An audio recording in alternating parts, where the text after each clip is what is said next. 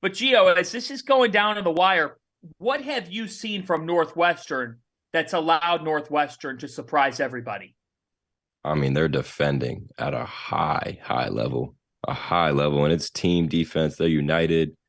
I remember earlier in this game, the way they doubled Edie, forced him straight into a turnover where he just threw it to nowhere. They're connected. Obviously Audige and Boo Booey, two veteran guards who understand the system. They know what Coach Collins wants to do. And they've been through the battles, and they've had their losses. Like, these two guys in previous years, they know what it feels like to lose games, and they lost a lot of close ones over the past couple of years. And I think that we're seeing this team, not a lot of guys left, not a lot of guys transferred out, and you're seeing this team stay together, have that culture. They know what it's like to lose, and now they're coming back, for everything that they lost in the past. God, that's such a good point, Gio. Like, just guys that have been, I like to use the word hardened. They've been through it. Yep. They've lost, right? Their coach was on Goodman's hot seat. Like, that's not something to deal with, right? Like, that's not an easy thing to deal with. I think I was on Goodman's hot seat, right? It's a hard thing to deal with. And it's almost like those two guards, just like you mentioned, they rallied around their coach. And they're doing something special. Credit Coach Collins for blocking out all those distractions and locking in and focusing and getting his team to stay focused, because that's the other thing too. Every time you hit that little bird, that little light blue bird on your phone, and it's negative, everybody in the program that starts looking at it and reading it, and as much as you say, don't look at it, don't read it, don't look at it, you guys are players. It's hard not to. It's hard not to hit the little blue bird. As adults, it's hard not to hit the little blue bird.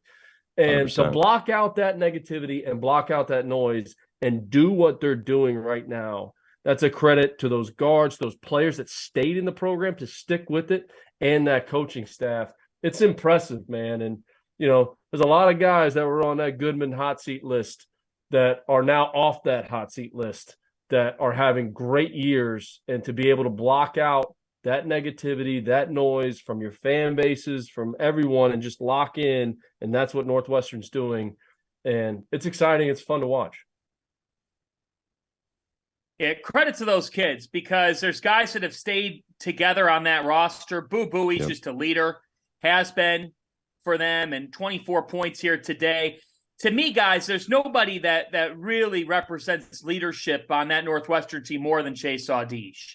I mean, his ability to defend, make things happen. Northwestern is going to pull this off now. There's 12.8 seconds to go, and the Northwestern Wildcats lead the number one ranked Purdue Boilermakers 64-58. College basketball is telling America on this Super Sunday why March is going to be the best again. Even on Super Bowl Sunday, College Hoops is reminding everybody, hey, we got next, and here's why things are going to be fun. Because Northwestern is about to beat Purdue.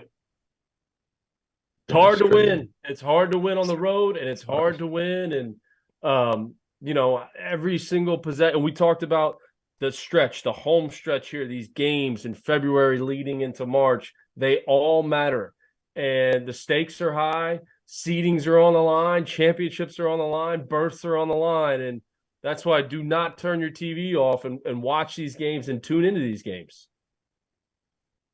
It's over. At Welsh Ryan Arena, the madness has hit.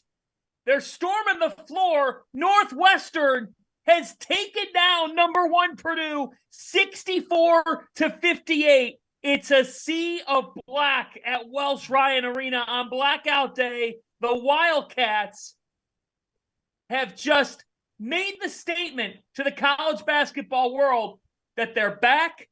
They're going to dance this year, and they are a team to be reckoned with, and potentially, get this, why not Northwestern for second best in the Big Ten at this moment?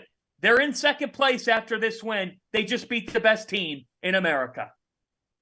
Unbelievable, Fanta. I mean, wow, what a win! What a win for their program. Again, just credit those players for staying.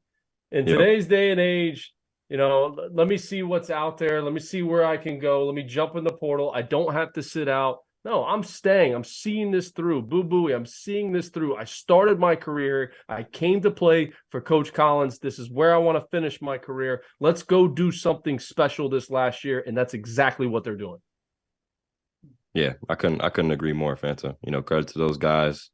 Even credit to our D's today. Didn't even have a great shooting game. But obviously these guys still defended at a high level, only held Purdue to 58 points. And, pretty bad three-point shooting as well. I think they shot 22% from three. So, happy for those guys for, sticking it out and finding other ways to win other than just scoring. I think you got to look at what's the formula now to take down Purdue. Right. You saw Maryland. They did, pressing back to zone. They had some success, even though they lost the game. The double teaming of Edey, he's done a great job of trying to avoid those double teams by right when it hits his hands, making quick moves.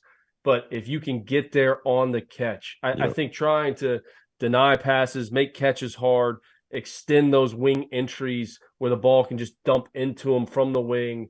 But if you can get there on the catch, almost like a surprise attack.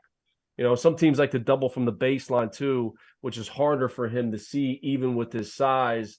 But I think if you can get there on the catch and you can rotate out and contest shots, much like Northwestern, they shoot, Purdue shoots a bad percentage there. They were 5 for 22%, like Gio said. But if you can contest those shots and get the ball out of his hands, maybe that's the recipe to take him down. Yeah, and just to add to that too, I think where he's getting his catches, you mentioned it, he's doing a good job of catching and going right up.